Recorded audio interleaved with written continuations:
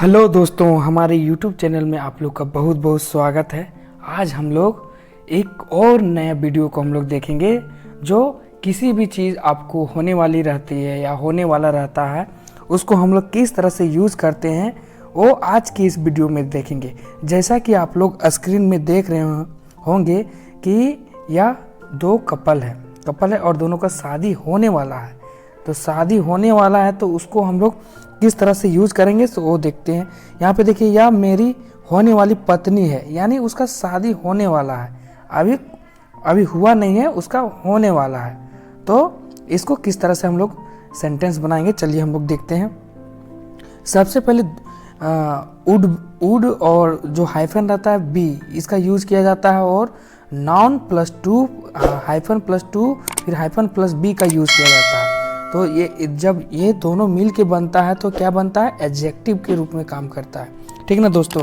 और यह कोई भी नाउन लगता है और टू बी लगता है तो यह नाउन बनता है, ठीक ना दोस्तों। तो वो हम लोग देखते हैं किस तरह से यह वुड भी यूज होता है तो एडजेक्टिव बनता है, और नाउन कोई भी नाउन आएगा और टू बी लगेगा तो यह नाउन की तरह काम करता है। वो चलिए देखते हैं। तो सबसे पहले देखिए, वुड बी एडजेक्टिव कैसे है, एडजेक्टिव कैसे वो हम लोग देखते हैं। और नाउन टू बी, कोई भी नाउन यहाँ लगा है तो यह नाउन कैसे है। तो सबसे पहले यहाँ देखिए, she is my would be wife. देखिए वुड बी वाइफ, यहाँ पे वुड बी आपका एडजेक्टिव है, वह मेरी होने वाली पत्नी है।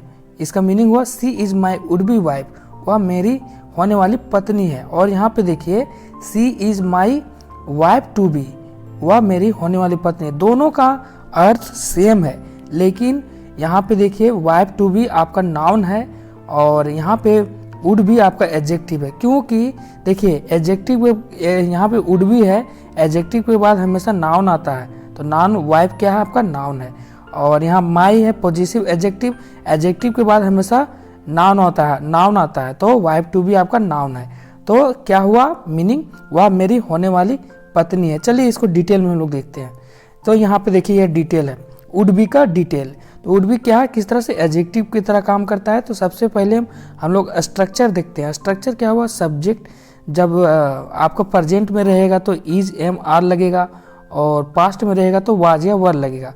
उसके बाद आप आर्टिकल लगाना चाहते हैं तो आर्टिकल का प्रयोग कीजिए, या तो पॉजिटिव एडजेक्टिव लगाना चाहते हैं तो माई, हिज, हर, इस सब का प्रयोग कीजिए।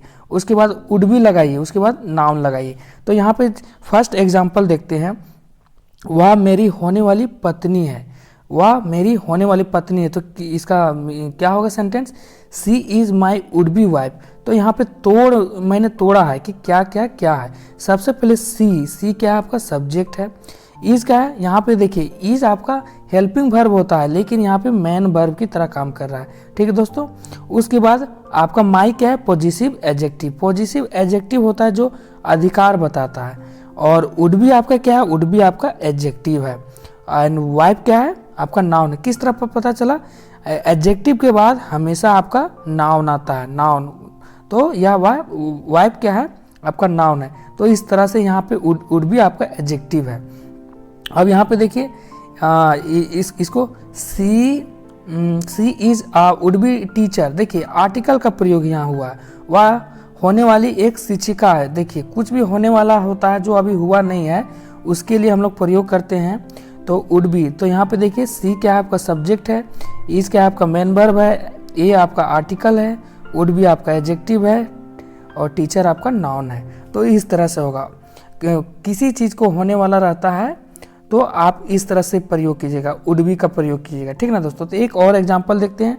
यहाँ पे देखिए, वह मेरा होने वाला पति है। तो यहाँ पे क्या होगा, he is my would be husband. तो ही सब्जेक्ट है, मैन वर्ब है, positive adjective would be adjective है, हस्बैंड आपका नाउन है। अब यहाँ आर्टिकल का प्रयोग करेंगे, वह होने वाली एक गायिका है। She is would be singer. सी आपका क्या है, सब्जेक्ट, इज मेन वर्ब, ये आर्टिकल, वुड बी आपका एडजेक्टिव है, और सिंगर आपका नाउन है। तो इस तरह से प्रयोग होगा। वुड बी का देख लिए दोस्तों, बहुत इजी है। मतलब वह मेरा होने वाला पति है, वह मेरा होने वाला पत्नी है, वह होने वाला शिक्षक है। तो तो इस तरह से प्रयोग कीजिएगा तो यूज कीजिएगा। अब देखिए नाउन प्लस टू बी का यूज किस तरह से करेंगे, नाउन की तरह काम करता है। उसको पहले स्ट्रक्चर देखते हैं दोस्तों।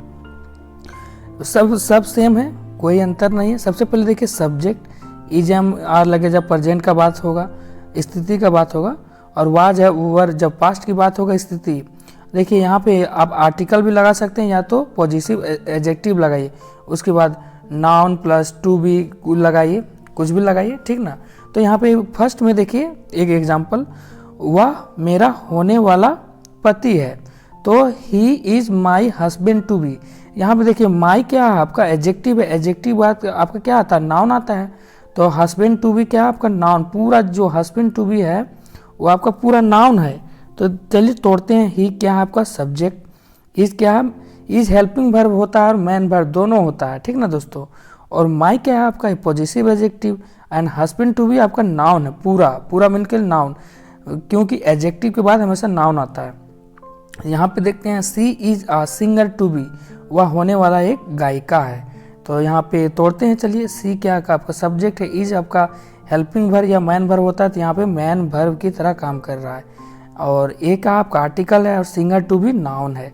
तो इस तरह से प्रयोग करते हैं। एक और देखते हैं हम लोग, she is my wife to be, यहाँ वह मेरी होने वाली पत्नी है। तो सी क्या है आपका सब्जेक्ट है, इज आपका मैन वर्ब है, माई क्या आपका पॉजिटिव एडजेक्टिव है, और वाइफ टू बी आपका नाउन है।